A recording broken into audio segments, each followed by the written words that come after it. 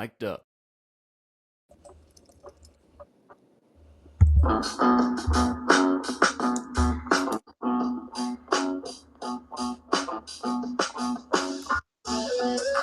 Yeah. Welcome to Yankees Coast to Coast with my friend Michael Miller. My name is Adam Schneider, and we Fred? are here to entertain you for the next 30 minutes with mindless blab.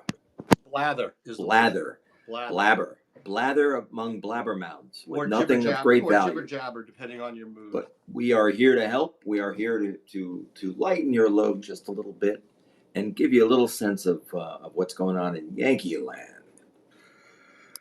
Yes, in Yankee land. How are you doing, my friend? I'm doing okay. I spent some time away, and now I'm back, and we'll see what happens. See what happens. I can say this. I have an injury that Stanton has. I have pickleball elbow, which is similar to tennis elbow. But we can go from there.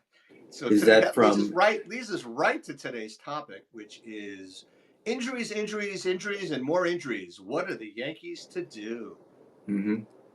So I say we start with the pitching because there's more pitching injuries than there is hitting injuries or position player injuries. So as you run down the list, we've got in the starting rotation, the injuries are Luis Gil has a lat strain.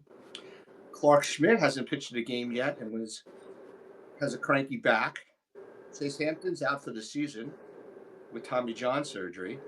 And J.D. Brubaker got hit with a line drive and has 3 broken ribs. How do you break 3 broken? How do you break 3 ribs? Apparently, he was contortioning out of the way and broke his ribs. My God. 3 ribs. The guy, I mean, you got to give the guy a break. The guy has gotten so many injuries. And then, of course, you've got in the bullpen, the injuries are Cousins with his forearm strain that he showed up from camp with. Cracks me up, right? Mm-hmm. He allegedly was supposed to throw on Monday the 3rd, but he threw on Wednesday the 5th. But he's not going to be ready for opening day. And then you've got your favorite guy, got hurt on his first pitch of the season, Scott Efros. Sorry.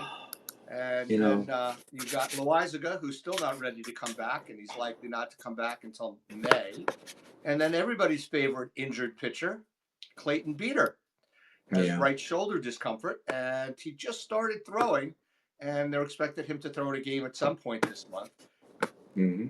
He was a potential starter for them, but it seems like Beeter, Loizaga, and Brubaker and Efros are hurt every year.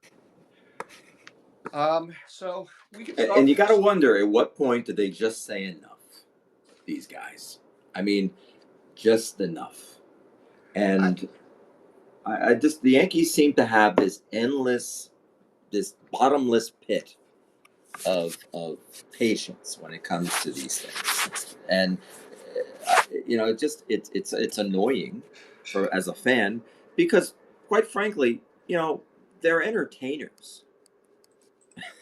We pay this money and we go through this misery because we want to be entertained, and they no longer are available to do so. It's such a business. I don't think this is unique to the Yankees. I mean, Gunnar Henderson. No, it's the game. Got hurt today for the Orioles. Grayson Rodriguez is hurt. Andrew Kittredge is hurt. Trevor Rogers is hurt. Kyle Bradish is hurt. Jorge Mateo is hurt. I mean, that's just the Orioles. And obviously the Dodgers, they're a different animal, right? They're a little bit different animal because of their depth. But Evan Phillips, one of their high leverage relievers, is out. They signed Kiki Hernandez, and he got hurt. He's not even going to be doing anything until April 11th. Michael Kopech, a guy, high leverage reliever, he's hurt. Gavin Stone was supposed to be a high leverage pitcher for them this year. How serious are these injuries? Well, those guys are all not starting the season. Kershaw, they knew wasn't going to be able to start the season, but he's out till probably June. Kyle Hunt? Kyle Hurt is out for the season. He was supposed to be a high leverage guy they were counting on. Tyler Glasnow may or may not start the season on the DL or IL. Brandon Gatterall is a high leverage reliever for them that pitched well in the playoffs, and he's not going to be ready until mid-July. And then Ohtani, even though he's no longer really hurt, he's not going to start pitching till later in the season. But with the Dodgers, it's a whole different animal because they have 9 starting pitchers. Of course, Dustin May is one of theirs, and Dustin May is hurt more often than anybody. But everybody's getting killed by the injuries. Is it because the medicines so bad? I mean, even the Mets, right? Starling Marte questionable for starting of the season. Brandon Nimmo questionable for starting the season. Nunez, reliever or starter, out till the end of May. Madrigal broke his shoulder and is out indefinitely. Manaea out till mid-April at the earliest. Montas out till mid-May. Drew Smith, one of their relievers, likely out until September. AJ Minter, a free agent they signed, out till end of May, and then Ronnie Mauricio, who got hurt last year, was one of their top prospects. He may come back in April. So I mean, even the teams that spend a lot of money, the Mets, the Yankees, and the Dodgers, are all getting smashed. But the Orioles got smashed, and then today Christian Walker got hurt yesterday, and he's got an oblique. He's questionable to start the season. Last time he was out with oblique, he had a couple of months where he was out. So who knows what's going to happen? And they have, every team's got one of these guys. Lance McCullers Jr. I mean, he's hurt every season. Every season he's hurt. So, I mean, every team's got these injuries. The question is, who can overcome them? Clearly, the Dodgers can. The question is, can the Yankees overcome them? And I don't know the answer to that. I mean, Luis Gil is out with a lat strain, right? So who was the last Yankee to have a lat strain? That was Clark Schmidt. They thought he would be out 3 weeks, and he was out over 3 months. Mm-hmm. Right? But we talked about Gil the other day on the show. His innings went so far up. I mean, he pitched 150 innings and 29 starts. And for the last 7 starts of the regular seasons and the entire playoffs, he stunk. And he had bad control. And we had talked about that at the beginning of the season. The Yankees did not have an innings limit on Gil because they were going to watch for his velocity, his command, and his mechanics. Well, his velocity never dropped. His command went into the tank, and nobody's talked about his mechanics in any way, shape, or form. So, I don't see Gil coming back until May at the earliest. What do you think? Oh, I guess I'm talking to myself. Sorry, I had to handle the phone real quickly. So, what do you think? I don't think we see Gil until May at the earliest. Probably mid to late May.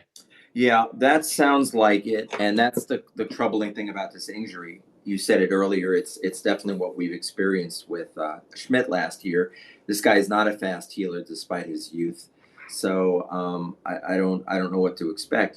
Today, Cashman came out and said it's going to be it'll be 3 months. So that's what I said just now. It's going to be Cashman came out and said that it's 6 weeks before of shutdown, not 2 or 3. So he's shut down for 6 weeks. So that takes at least 6 weeks to ramp up, which is 12 weeks, which is and then 6 weeks, and then rehab assignments. So and the difference, and there's a huge difference between him and Schmidt because last year Schmidt got hurt in May. He was already through spring training, already maxed out as far as stretched out. I guess they call it major league stretched out as far as how many innings he could throw. Yeah, and Gil's getting hurt when he's not even stretched out an inning. Yeah, because he hasn't done anything. So it's going to be interesting to see what happens. He does have an option if it doesn't work out to send him down and keep a spot open on the 25-man roster for somebody else. But it's ugly. I mean, and we already talked in the last show. What are the Yankees' depth issues? Well, Chase Hampton was a depth issue. He's out for the season. Yeah. Brew Baker was a depth issue. He's God knows what's going to happen with his broken ribs. He has no options, right? Mm-hmm. Chase Hampton, doesn't matter. He's not on the 40-man roster. Will Warren, who they're now talking up like a madman because he's pitching great, he still has 2 options. So I don't think he's going to even be on the Yankees come opening day. I think he's going to be in the minors because I think it's Stroman's job. Mm-hmm. So Stroman's the number 5 until somebody else gets hurt, of course. The other things that the Yankees have going on is Gomez, who looked okay last year. He has no options. So if you're going to pick a guy to stay on the team, you're going to pick Gomez over Warren because Gomez has no options. You're not going to just let a guy like that walk who you think has value because he pitched okay last year. And then, of course, the guy I said if he pitches for the Yankees this year, they're in a boatload of trouble, Carlos Carrasco. And they seem to think they like the way he's looking. Yeah, he's thrown of course they like the way he's looking. He's thrown. They're talking him up. He's thrown 4.2 innings already, 4 2/3. I mean, yeah, but they're also talking up Alan Winans. I mean, come on. Yeah. Alan Winans has been an awful major leaguer for the last 2 years, including pretty bad. a 15 bad ERA stuff. last year.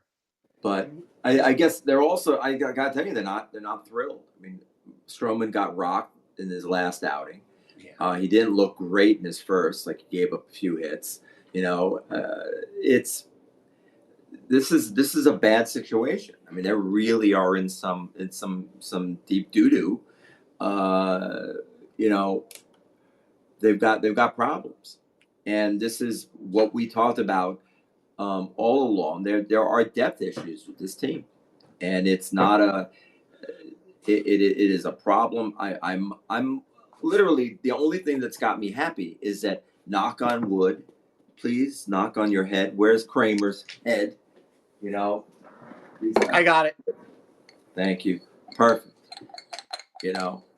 These guys are, the way I look at it is, the bullpen is still relatively intact. And no, it's not.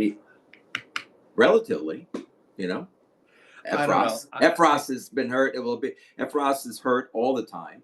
But nobody's hurt. Nobody's hurt that wasn't hurt. What about Loizaga? When do we think Loizaga comes back? May. They're talking May for Loizaga. They're talking, as far as starting rotation goes, they're talking about, obviously, after Stroman, they're pushing Carrasco and Winans down our throats. They're not really talking about Gomez as a starter, even though that's what he was. And then the other guy is an interesting guy, is a guy the Yankees non-tendered, but he came back to them because he was out of options as far as the Rule 5 draft, was Zach Messenger. And he had an excellent year at AA in 24, and he was a Yankee third-round draft pick way back in the day. But it's really, right now, it's as long as he's not showing up. Has he thrown an inning? He hasn't. I don't think he's thrown yet in spring training yet. Zach Messenger has thrown 1 inning and 2 runs.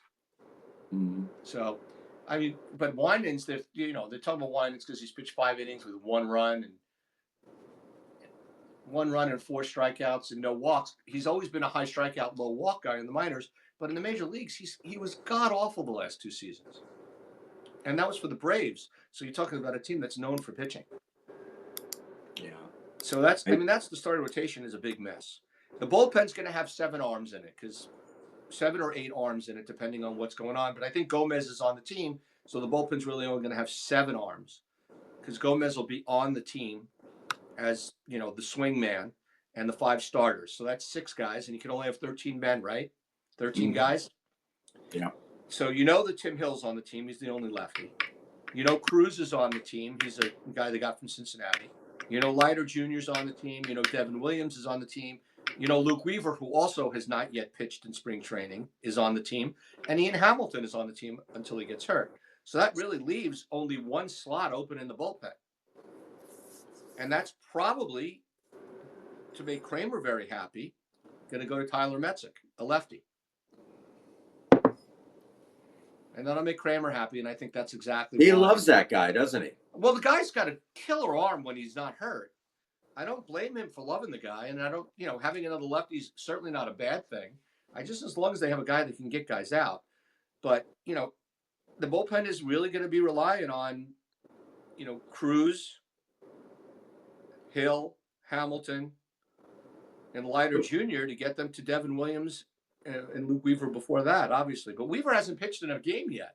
No, and Cruz has been hit a little bit. He got hit today. He'll be fine. So I'm not going to worry about him too much. Well, he walked 4 guys. That's the thing. That's we the thing to worry about is what does the walk rate look like, and So no, he didn't walk 4 guys. He walked 2. He had 4. He gave up 4 runs. So far, not a big deal. I think the concern again is I'm not as worried about the bullpen. I think they're strong. I think Weaver. I had an opportunity to learn a little bit about Devin Williams, and he's really an amazing guy.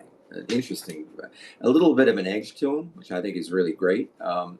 He doesn't let, even though he's taking a lot of heat about, he's still feeling a lot of pain about the Alonso home run. Yeah. But apparently they're thinking that he might have been tipping his pitches. Right. That's what they said, is he was tipping his pitches, which is not a good thing that a guy that's been in the league 5, 6 years is all of a sudden tipping his pitches. You know what I mean? That's Well, what the hell happened? Why was he tipping his pitches? oh, well, also you got to think that the original administration that brought him up is now with the Mets. Right. I mean, there's some information there Yeah, that maybe that Stearns brought something over with him. you never know. So Yeah, but why wouldn't the Cubs have also hit him around during the season? Because they've got the manager. that was the time. Who We'll knows? see. No, but so I'm not a big believer in that stuff. I think that's always it's a nice excuse, but he's a great arm. He's got a little bit of an edge. I liked his whole handling of the beard thing because I thought that He comes off as an extremely intelligent human being. yeah, I and think that's thoughtful as well. and that to really, me is there's no question about whether or not he's a good pitcher. So how's by the way, speaking of mental eggplants. How is our friend Clay Holmes doing with the Mets as a starter? he's doing outstandingly well. Really? Wow. Yeah, and today or yesterday, King came out and said that he should just as easily make the transition to being a full-time starter as he did last season with the Padres. We will see. I I he's got have an injury absolutely history. no faith in that guy. He's got an injury history, and he's got the Mets minor league catching guy can't believe how much his sinker moves, but we couldn't move. He can't control it. He throws it. He doesn't know where it's going. So when it's a strike, it's unhittable. So Yeah. anything else on the pitching staff that there is to talk about? Really, I mean, No, I think it's upsetting. Lost a major arm. I'm not. I worry less about it because of the fact that they play every 5 days. I just think that they will find somebody else. It worked last year.